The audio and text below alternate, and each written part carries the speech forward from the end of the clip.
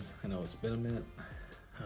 Want to jump on here and show you another one of my favorite materials to tie with. Super simple and basic. It's rabbit. Rabbit hair is a lot of fun, a lot of different colors. Extremely bright, just plain old white. But this is by far one of my favorite materials of how simple it is. So I'm gonna take your rabbit strip. They have cross cut, straight cut like this, where all the hair goes straight back. Cross cut, it comes off to the side. I don't think it really makes that big of a difference. Other people have varying opinions. I'm not one of them. So we're gonna measure up our tail. I just do it the length of the shank. And come in and cut it at an angle. The pros say that helps you shed off the water. I don't know, something fancy like that. Then we're going to get our thread base going. This is just tied on a Z-Man jig. I went a little too far. You want right to the shank of your,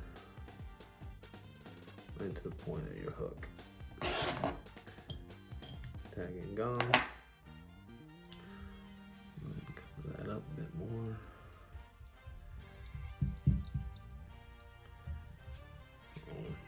There's the jig we're tying on with the chartreuse head. Okay, you're gonna take your Zonker rabbit strip and you want the leather on the bottom side. It's the opposite of the eyelet. Do yourself a favor, start it in the vise.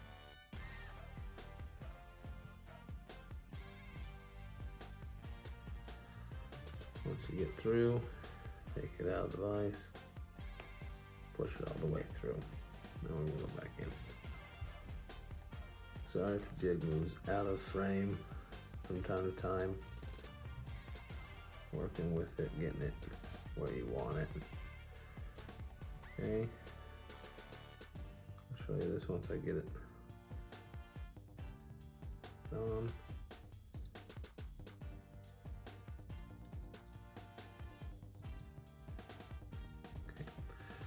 So you just want to do your best to split it right there in the center. And then we're just gonna, a lot of heavy wraps. Mash that leather down. Make your body as thin as possible. On this jig, I do build up a decent thread base because I do throw down super glue. And I like it to have something to bond with.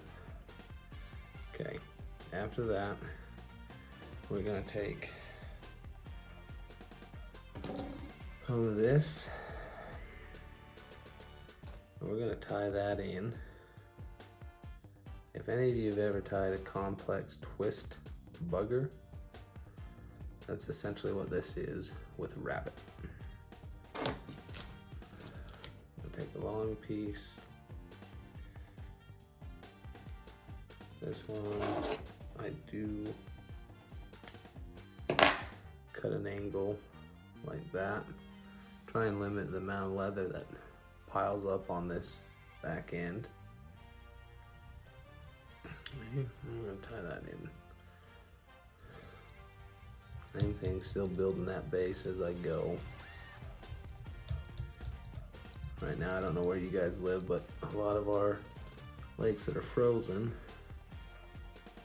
are starting to become ice-off conditions, which from one of my favorite lakes to fish, it's the only time I like to fish it. Okay, so we're gonna take both our materials and we're gonna pinch them together, just like that. And where'd my dubbing tool go? I know I just had it. There you are. Take your dubbing tool. Give her a few good wraps. And then you take your brush. I use my cat brush because I feel it works the best. Try and brush out that chenille that's trapped underneath the rabbit.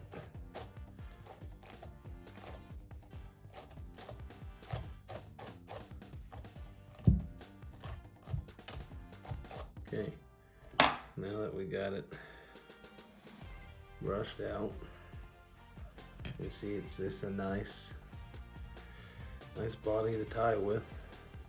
We're not gonna do big wrap or real tight wraps because of how fluffy this is. Rabbit hides everything so well. Just remember to keep pressure on that twist so you don't lose it. And we're gonna stop just shy of the head of the jig. Will be our last wrap. We're gonna try and mash out that leather so we get a real nice, like I said, rabbit is sometimes a pain to tie with. Don't worry about it. The collar we're gonna do is gonna clean that all up. Once you got it tied in, cut everything out.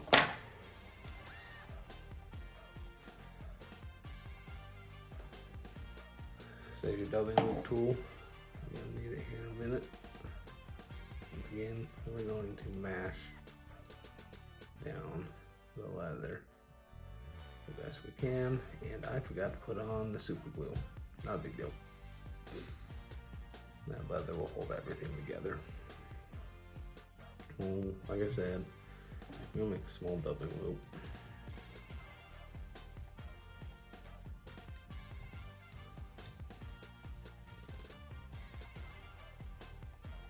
There we go. And then to finish this off, so you hide that bulk of leather right at the end, you're just gonna take a piece of your rabbit,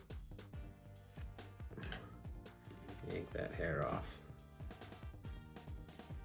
You could cut it, I prefer yanking. And we're gonna open up our dubbing loop. Slide that in.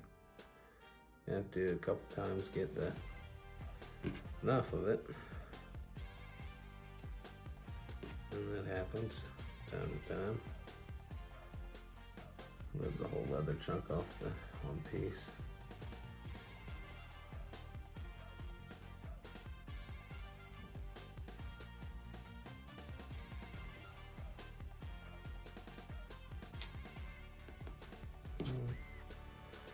Just ball up enough to make a good collar.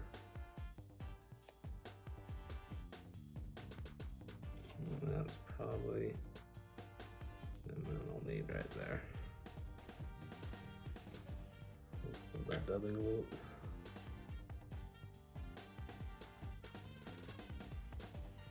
Remember, put it in the same way as the last one you did. Gonna lose that last one. Ooh, saved it.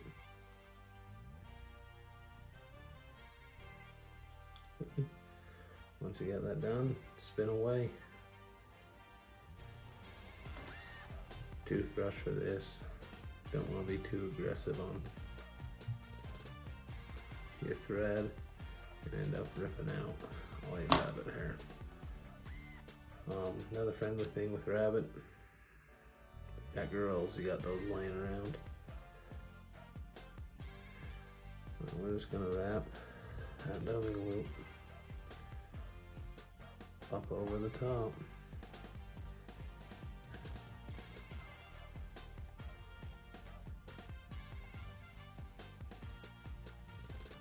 I'll turn it back. Ooh.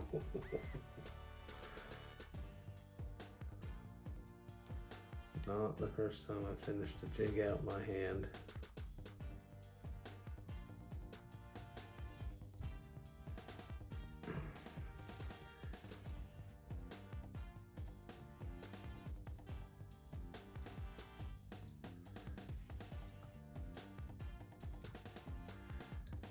Okay, once you got that trapped,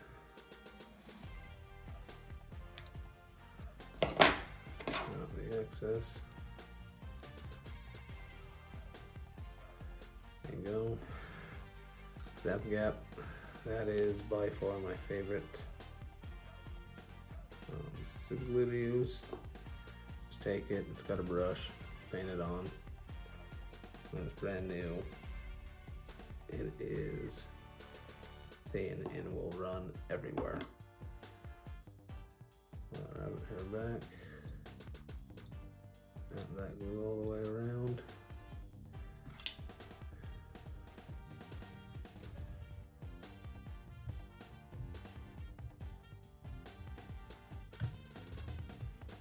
Well, like everything else in the tying world, guys, whatever your fly shop or fly tying shop has to offer is the world that you can work with. I'm lucky and got a really nice one that's nearby that's got just endless options. On this one I am adding bright orange hotspot with that fluorescent. I don't know why. The head's pretty damn shiny as it is, but I am. On the hotspot, I don't worry about super gluing it. I just come in and finish it real good.